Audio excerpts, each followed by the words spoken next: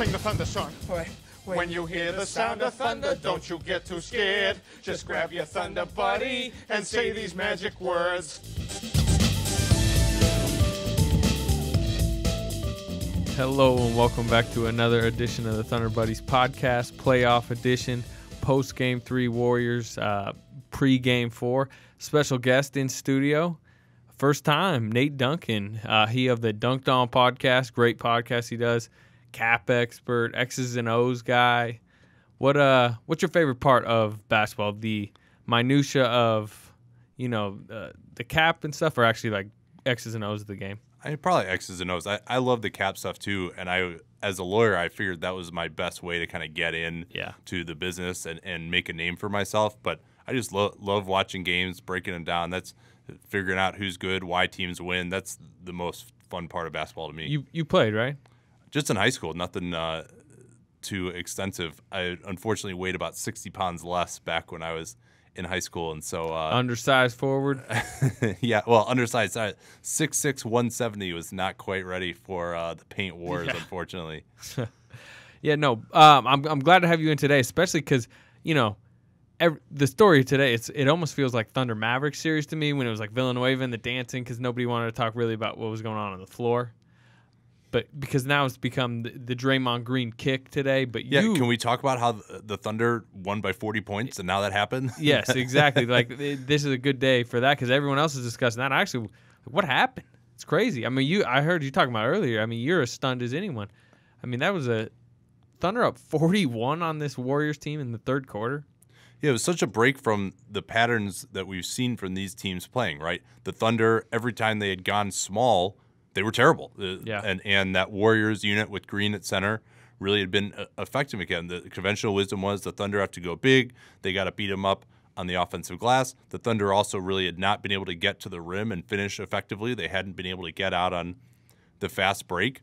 And they did all those things, just completely overwhelmed the Warriors, who are supposed to be the greatest fast break team that we've ever seen. Yeah, what was interesting was this wasn't like a desperation move by Donovan. Like the big lineup was getting run off the court, and they had to go small to try to match it. Like he did it early in the first quarter and kind of dictated it against the Warriors. Yeah, I tried to ask Kevin and Russ about that, and as you know, they were not exactly forthcoming about it. But it seems pretty clear that on this 3-day break, that's something that they practiced.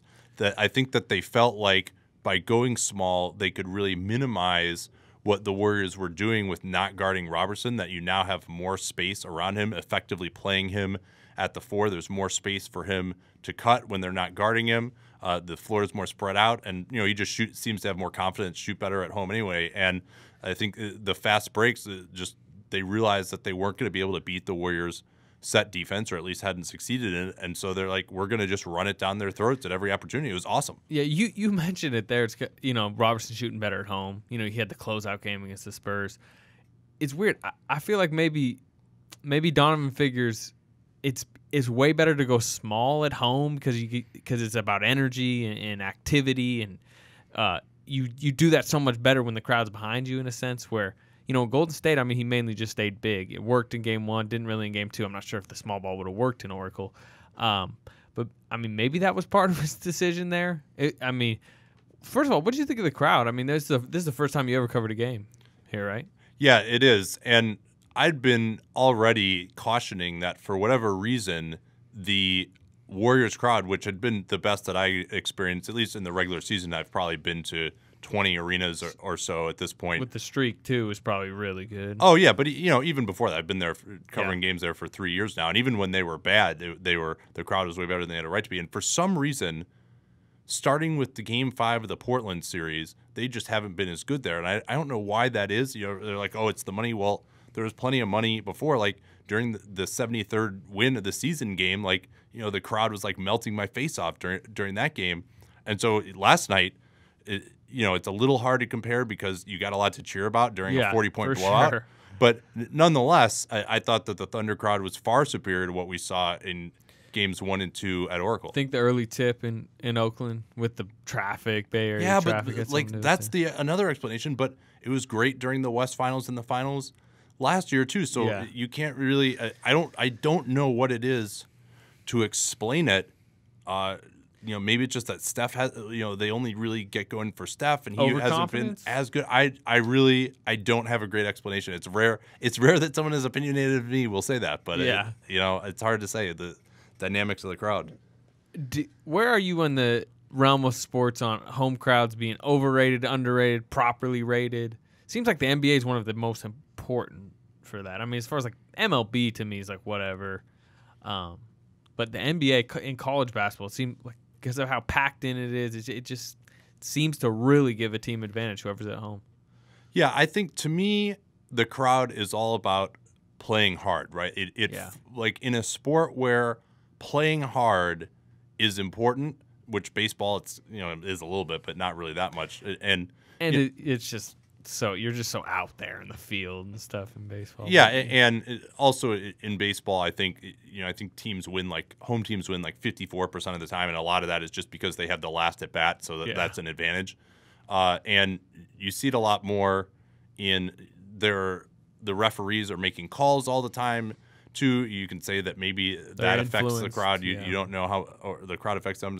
So yeah, but I think it's just basketball over a 48-minute game when just maintaining intensity, maintaining focus, or conversely, maybe rattling the other team a little bit when things aren't going perfectly for them, that maybe it can make a difference. But it's hard to know what effect that can have on people psychologically. You follow the Warriors. I mean, basically you follow the entire league, but cover the Warriors pretty extensively all season too. Have you seen them like this, like they were last night?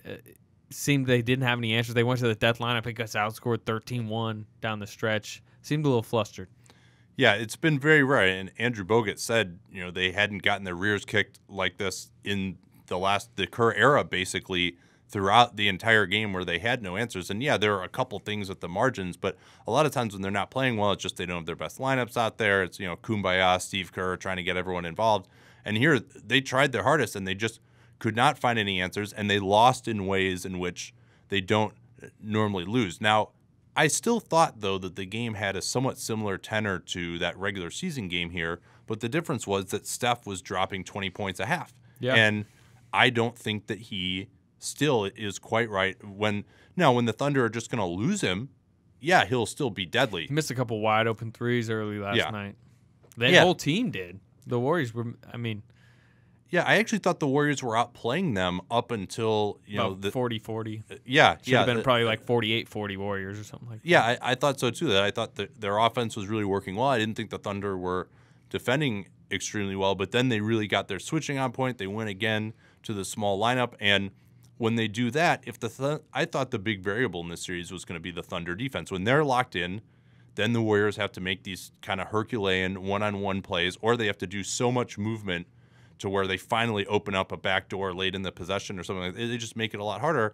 And with Steph unable to, just blow by guys like Steven Adams or get a wide open three the way he did in that February game, and he's not finishing at the rim nearly as well as he had been before the injury, it's impossible to know how much of that is the Thunder D, how much is his loss of conditioning, how much of it is he's just not comfortable out there anymore. But he has not been the same player. The Thunder deserve some credit for that, but the injury, could be a factor as well. Yeah. I think Kevin Durant's length was really a defensive issue for the Warriors last night. Draymond Green. It's funny, Draymond Green's this fantastic small ball center. He's out there. He can battle centers. But he is what did you say, 6'5", 6'6"? I think he's listed at 6'7". Yeah, and he is. He's got the 7'1" wingspan, and he also has a really short neck. So his standing reach is power forward, almost center size, and that's really what you look at more as standing reach necessarily among big guys. But yeah, and that's part of why he surprises people too, is because they think, oh, he's short. That's sort of like what your proxy is for whether you can get the shot off, and then all of a sudden his arms are there distracting you. But that didn't work yesterday. He was awful defending the rim yesterday. Yeah, defending the rim. They had guys go at him. Waiters was going at him on the fast break. And then to me, where it really showed, where it doesn't usually, I don't think, was on the other end. Durant was swallowing his shots. Sure. Ibaka was bothering him. He missed a lot of layups. And that's what makes the Thunder so dangerous in small ball. I've said all season I don't think they really should go small because of how poor their wings are compared to their big men. But the thing is, with the way Dion Waiters is suddenly playing, which is steady every night, solid contributions, you can go to him. And Robertson was playing decent enough last night. that suddenly you can kind of unleash that lineup, feel good enough with those two guys at the wing. You got Westbrook at point, and then Durant at the 4, and Ibaka, who played his best game in the series, at the 5. That is dangerous for the Warriors if those 5 are playing as well as they did. Yeah, and also the spacing on offense, too. I mean, Ibaka has to be guarded out at the three-point line. You really only have one non-shooter out there now as well. And if you're spread out, now Westbrook was able to get to the cup more easily. And if they don't have Bogut there and it's just Green and he's not playing well, then, yeah, you're going to see a ton of layups. I think in the first half, 55 of their 72 points were either layups or dunks at the rim or free throws. Yeah. Westbrook particularly, man, when he gets the defensive rebound, just shoots by. Do you think that was like lazy Warriors defense, or you just think it was just they were throttled by the speed? I would call it more. I mean, obviously, whenever you talk about this, like, oh, it's one team's making mistakes, you're making mistakes in the context of this guy is a great player and we have a very small margin for error. So it's important to note that it's not like, oh, yeah, the Warriors just screwed up. That's why this happened. Like, it happened because you have to be perfect in transition against Russell Westbrook. And I thought it wasn't even so much not getting back, although it was part of that. I think a big part of it was they were missing layups. As you noted, missed layups actually lead to more fast breaks than three-pointers they were crashing the glass, like their own offensive glass. Oh, like yeah. Maybe the game before got them like hyped, like because they had 15 offensive rebounds.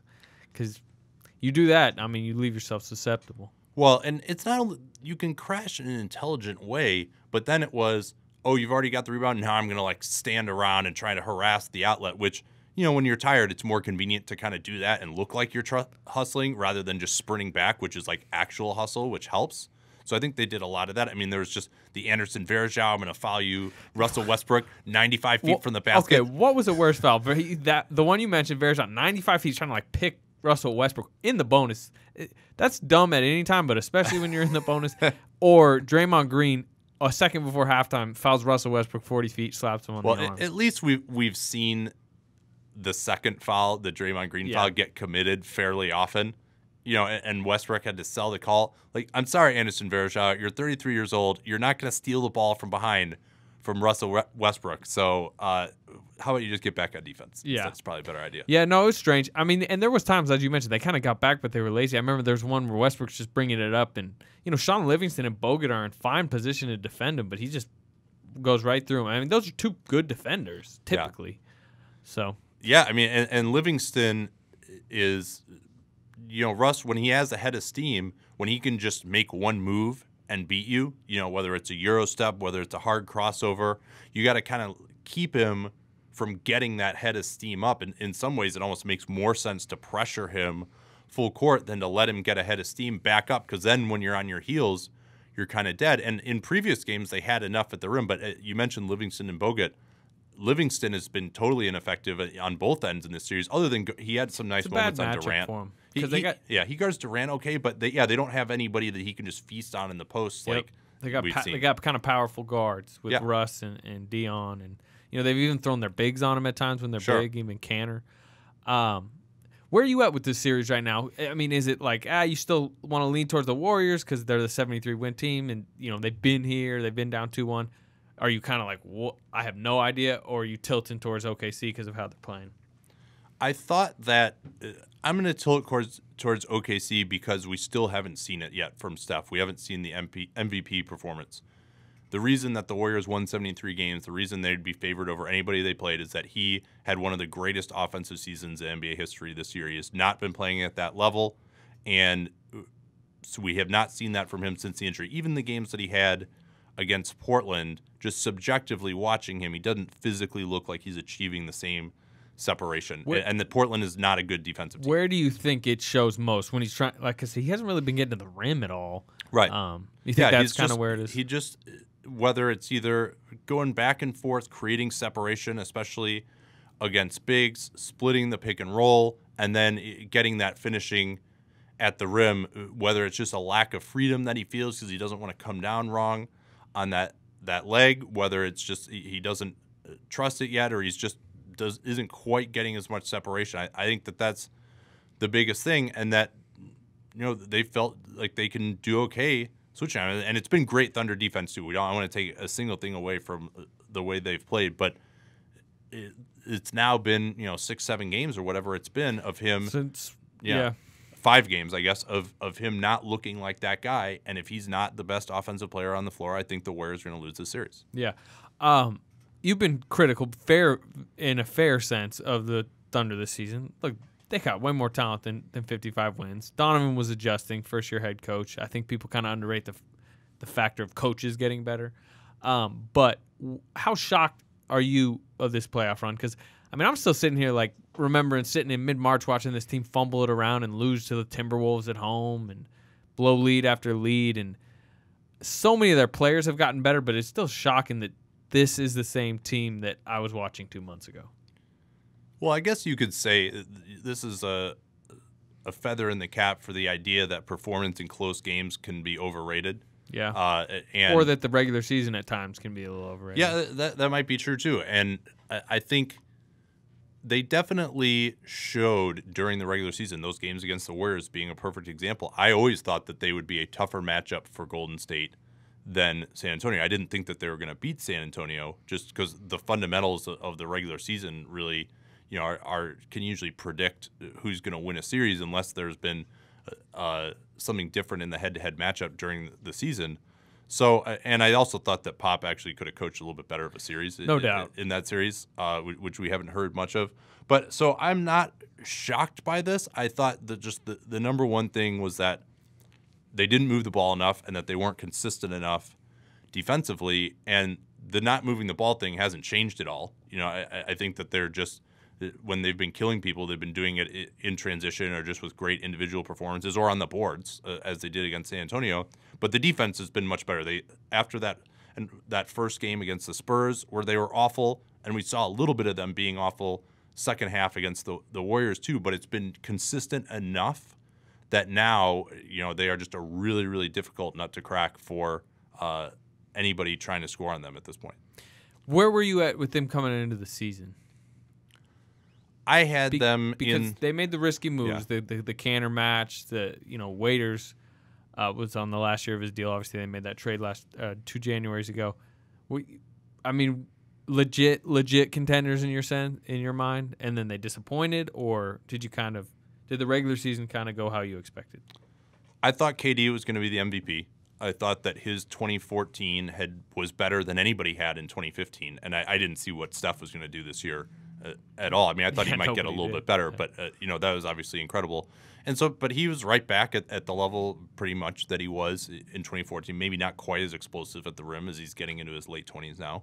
I did think it was possible that Cantor and Waiters could really hurt their defense, but I think both of those guys have improved reasonably well defensively. I thought they were right there among the list of maybe 4 contenders, along with the Spurs and the Warriors and the Cavs. I had them in that top tier, I think. Waiters has been pretty good defensively. Yeah, I mean, has that shocked you? I mean, especially on ball. I mean, he'll get lost at times, obviously, but has what he's morphed into over really the last month and a half? I mean, are you still kind of hesitant? Because he's about to hit restricted free agency. He's a very interesting case. Is Philly going to overpay? Will the Thunder match? Like, where do you see him as a player right now?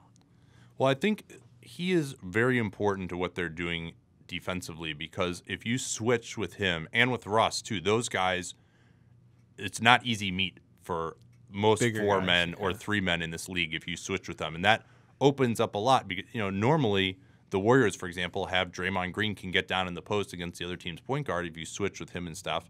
And he hasn't been able to do that against Waiters. He hasn't been able to do that really against Russ. They've kind of given up on that avenue of attack. So I like him there. I think that he also just has curbed some of his worst impulses. He was miscast when they weren't doing the staggering as the guy who's going to be leading the second unit, creating everything. Like, he's not efficient enough on those plays. A good point. That's kind of an underrated aspect of the staggering, is that Waiters was never without one of the two. Where he was, as you mentioned, the lead guy, which that's my thing with him coming into free agency. Is he gonna see this playoff run and be like, yep, this is my role in the league. 6-man, defense, hit some shots at key moments, not a star? Or is he going to be like, I saw what James Harden did with the Thunder and then what he went on to do. Reggie Jackson's now a star.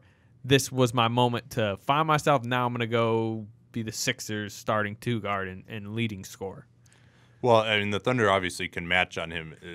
Regardless. No matter what. And I would imagine, especially given how well they've done, especially if they make it to the finals, that they would match just about anything. They've also had such a big investiture of resources in him as far as the draft picks that they surrendered to get him. But I think you hit on the big point is that, yeah, his head may get too big again in the future, but he's at least managed to fit into the scheme here, which he was seeing himself as co-billing with like Kyrie Irving and LeBron James. They were having like power. Well, even before LeBron, like him and Kyrie were having like power struggles in Cleveland.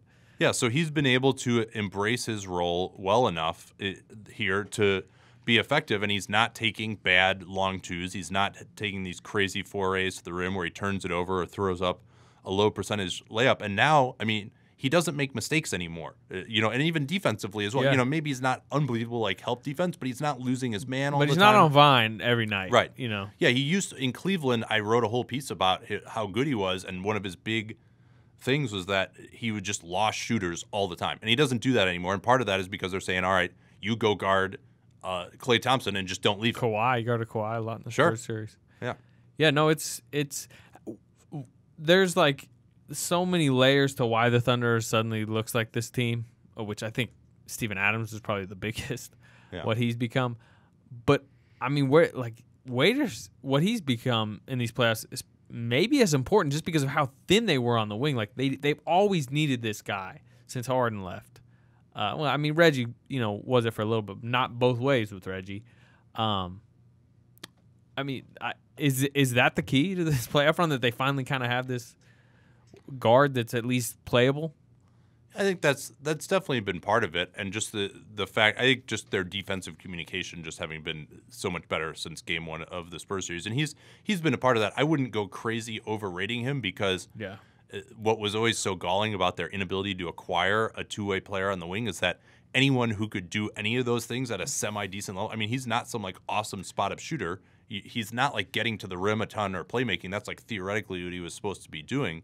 If you had like a pure, Damari Carroll or some guy like that, that would probably be better for them for sure. than Waiters. So let's not go crazy with him, but they're giving him something. He's gonna what is he gonna get? I think a lot of it depends on how things end up, actually. I mean, that win was certainly big. Now, at the very least, it'll have been a very hard-fought series with the Warriors. So, I think of an average starter under the new $92 million cap's going to be about $15 million.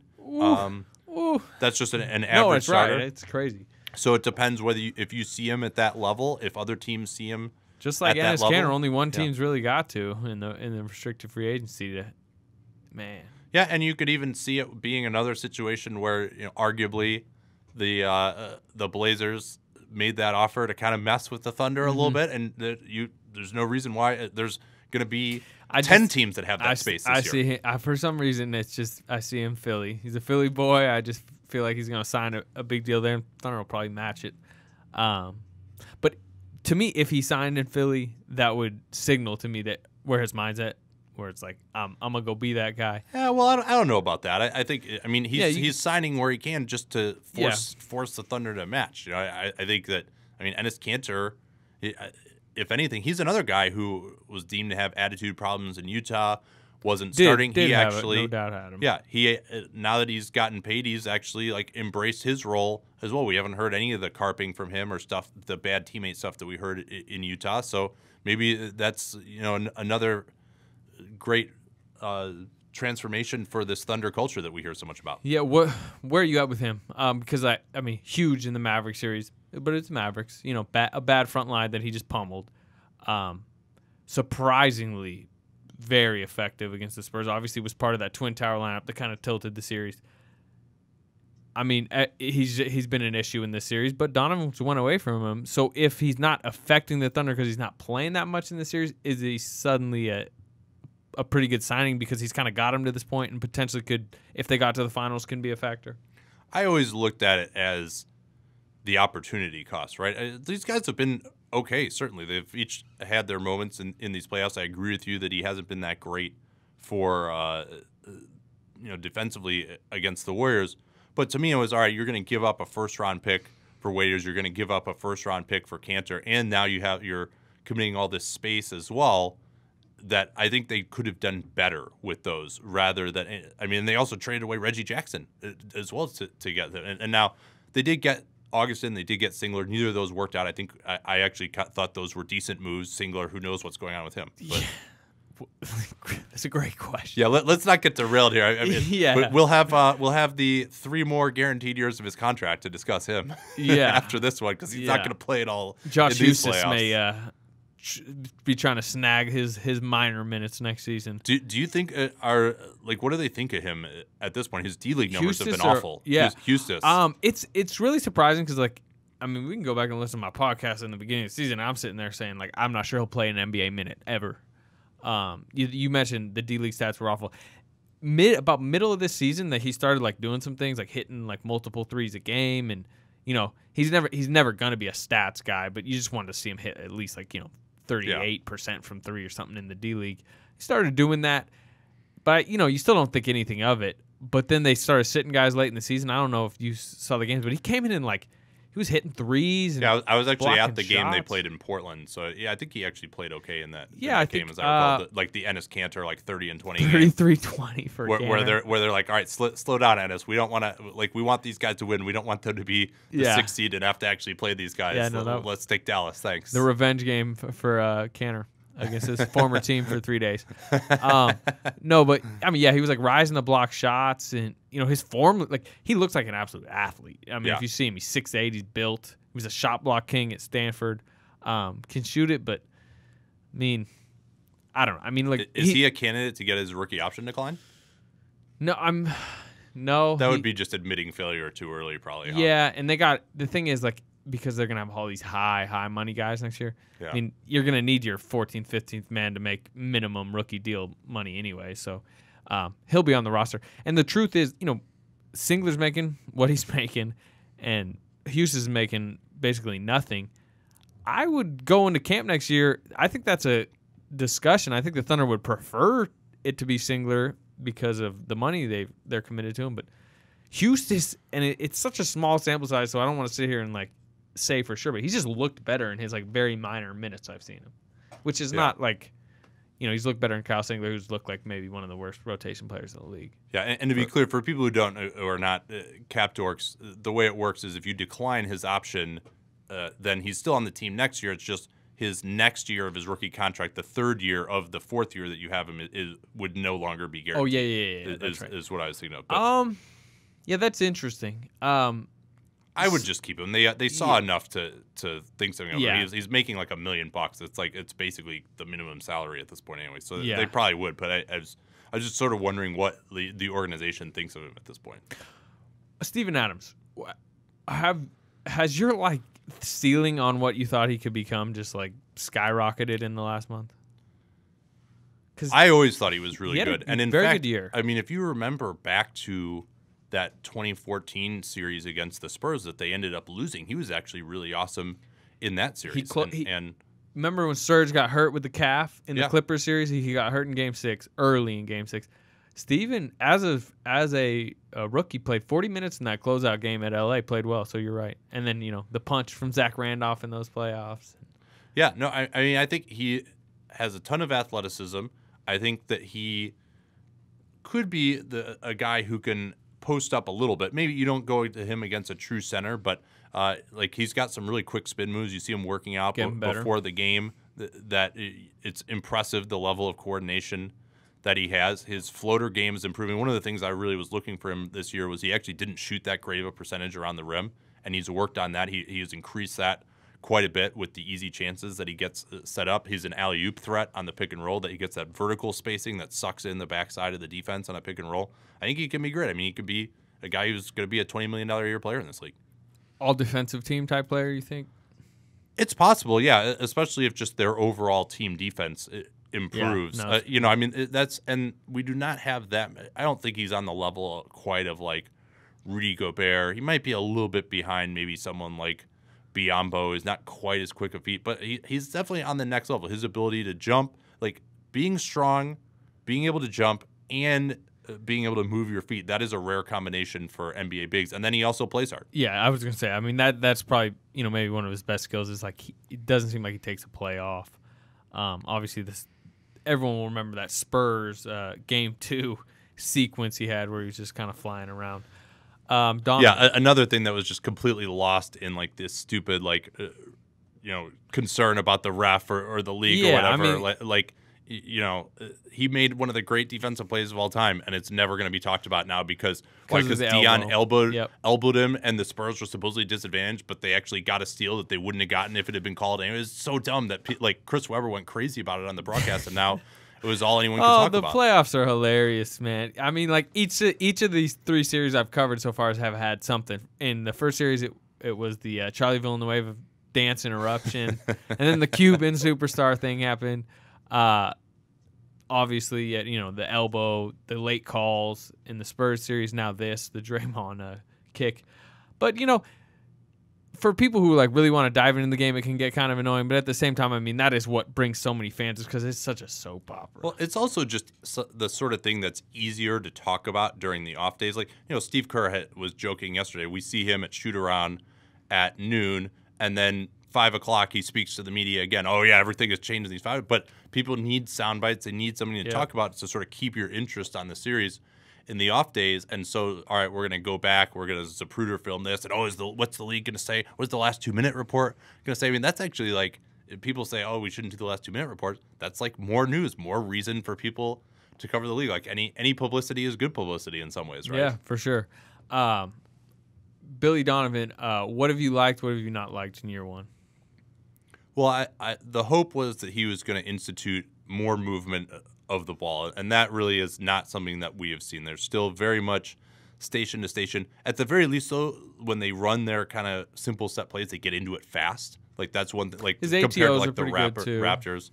But but I would have liked to see more empowerment of guys like Ibaka and Adams. Just let them hold the ball on a DHO. Ibaka even talked about that in March of how not getting to touch the ball at all can affect you on defense. I mean, that's one of the big reasons that Phil Jackson liked the triangle, is just because, all right, your stars get to shoot the ball, but at least everyone gets to touch it. Everyone has to be a threat, because the ball has a gravity all its own. You now have to guard the guy who has the ball, and you let guys, the defense can't load up. The whole thing about not guarding Robertson, that's a lot more difficult if they're all moving around all the time. We saw it in if he's just standing in the corner. So that's been a disappointment. I think that getting Russ and KD finally to buy into the staggering has been huge. That was a big sell. Scott Brooks was never able to do that. I think that he has been very willing to adjust, to try new lineups. I think the way he's worked against the Warriors, where they've had the centers guarding Livingston, where they've been willing to switch, he's gone away from things that haven't worked very quickly. He's been innovative. I like his willingness, and I think his embracing of advanced statistics is something that is good for him too. And he's also a great interview. I'm sure you guys appreciate that. Oh yeah, he's revealing more, in an organization where you never expect that. Never got it with Scott Brooks. That was went from about 30th in the league to top 10, I'd say, probably with Billy. Yeah, well, and as far as interviews. So everyone who is just killing him so badly in the beginning of the year, I never agreed with that. I didn't think he was doing he wasn't going to be a transformational figure to me, but I think just in terms of his playoff adjustments, you would be very hard pressed. I mean, I'll ask you, can you think of anything that he's done that you have been all right, I really just disagree with this on a consistent basis? A lot of people want to talk about the pain thing and how he kind of mismanaged them all season. Then he had him out of the rotation in the Mavs, and then suddenly he was back in the Spurs. To me, I don't think he managed Payne well this season, but I don't think that was the reason he wasn't good against the Spurs. I feel like he was just not going to be good in that Spurs series regardless. But what I questioned was then, why was he playing against San Antonio? And he probably hung on a little. Oh, it's because Foy was bad in the Dallas series. Yeah.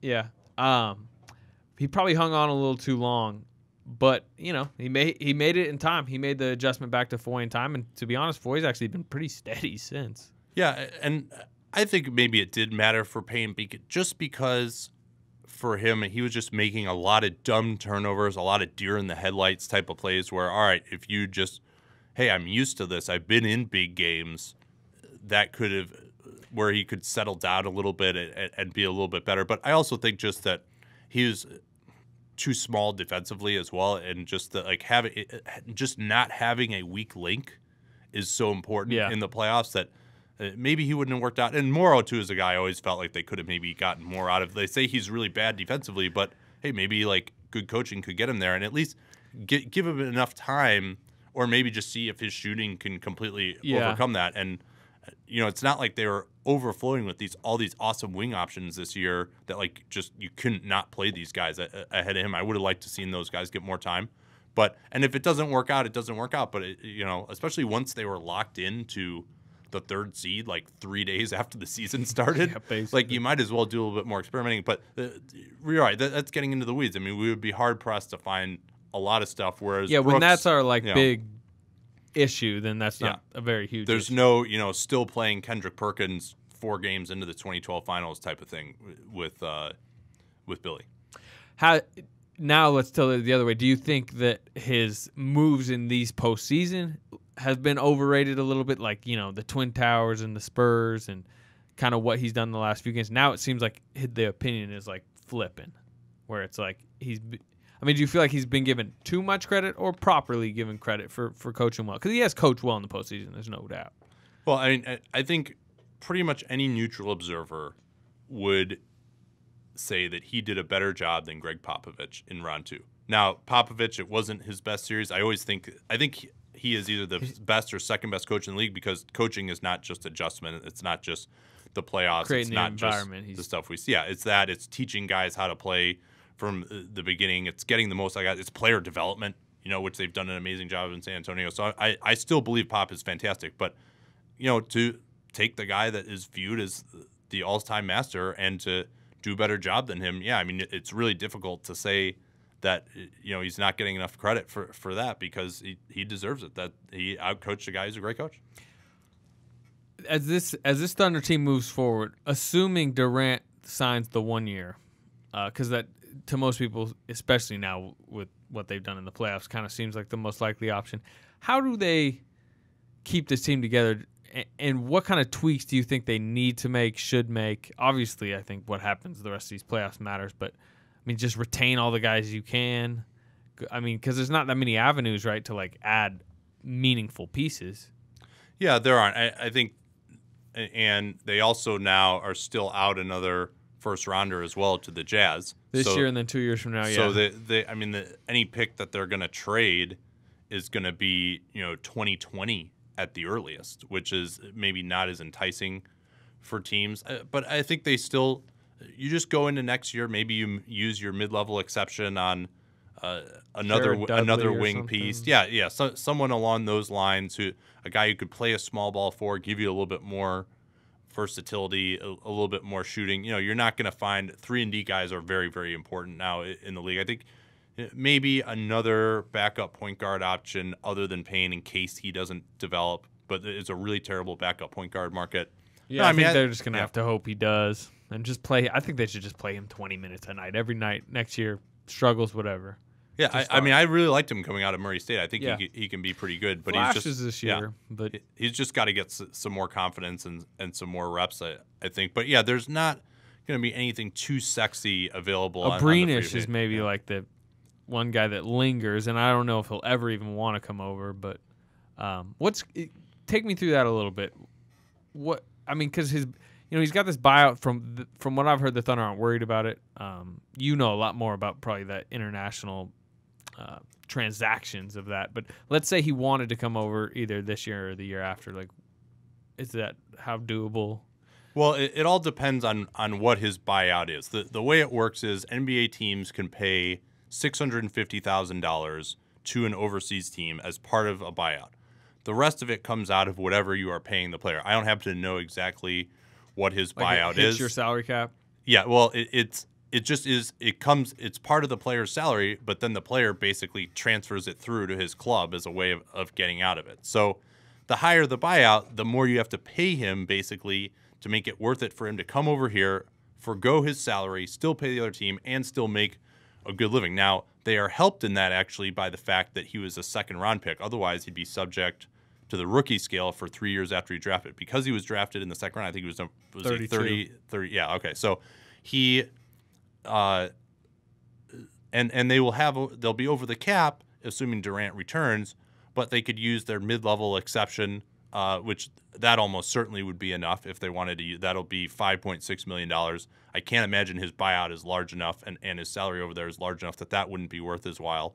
I don't know if he's that good to be worth all of that, especially when you consider who else they might get who's already an NBA player. Yeah. But and then they also would have their biannual exception probably too, which would be about $2 million. That could be a little bit more dubious. And they also can only offer him a 2-year contract at that point for about $2 million a year. So those are their options. Interesting.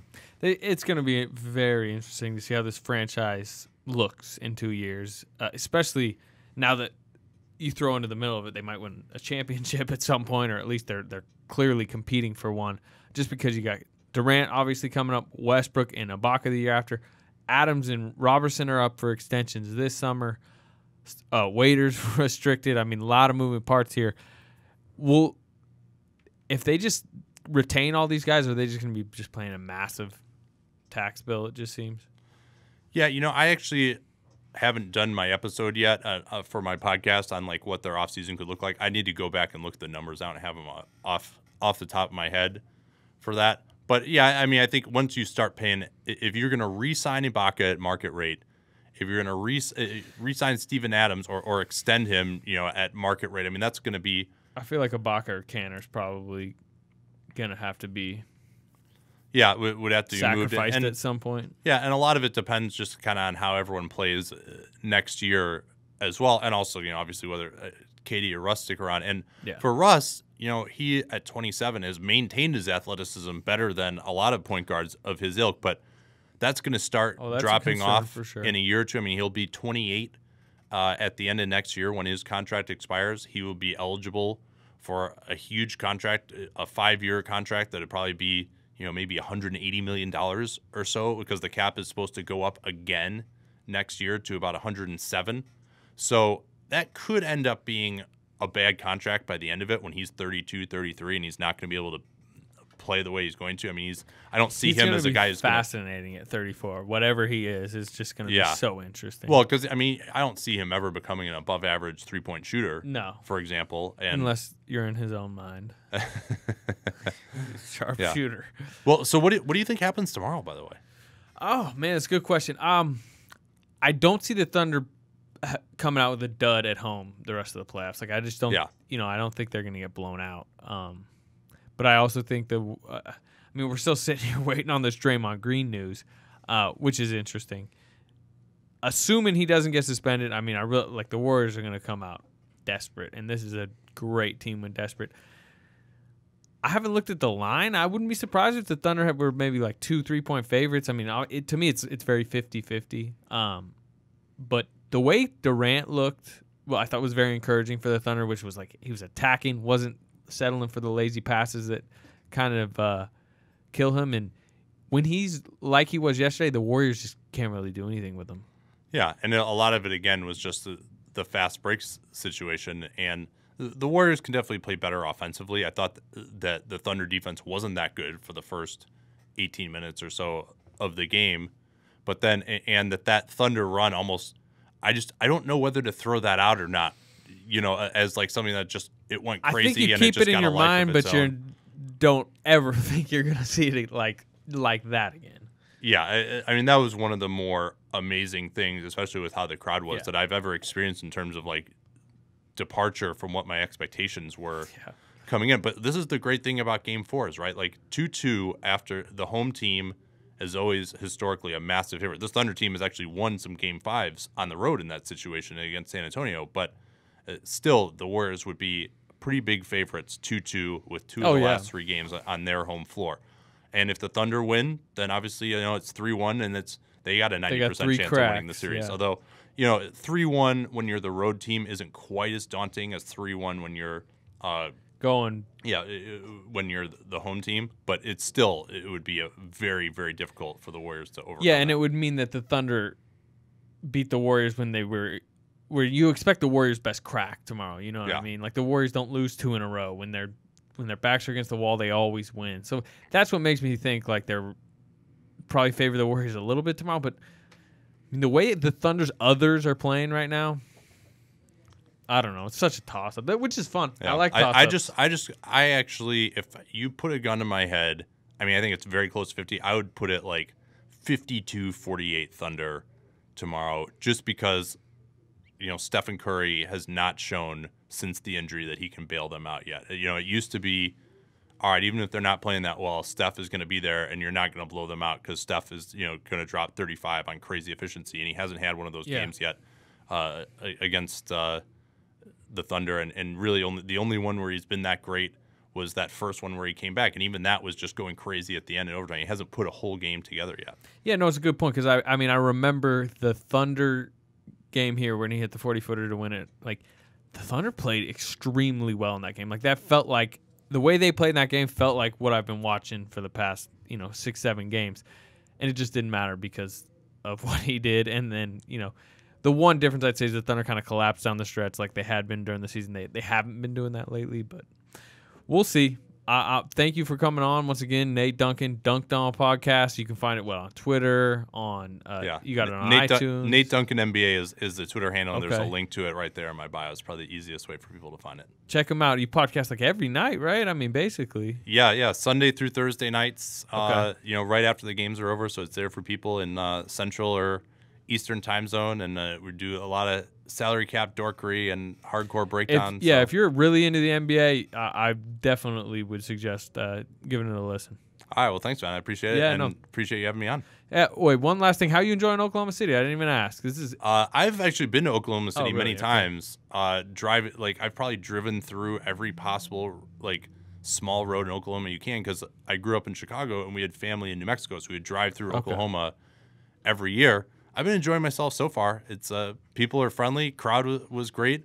Everything's easy and centrally located. Having a good time so far. Yeah. All right. Well, once again, thanks for coming on, and we will talk to you again down the road. Sounds good. Durant, pull-up jumper, up the rim, and and the Thunder win! All right, come on, let's sing the Thunder song. When you hear the sound of thunder, don't you get too scared. Just grab your Thunder buddy and say these magic words.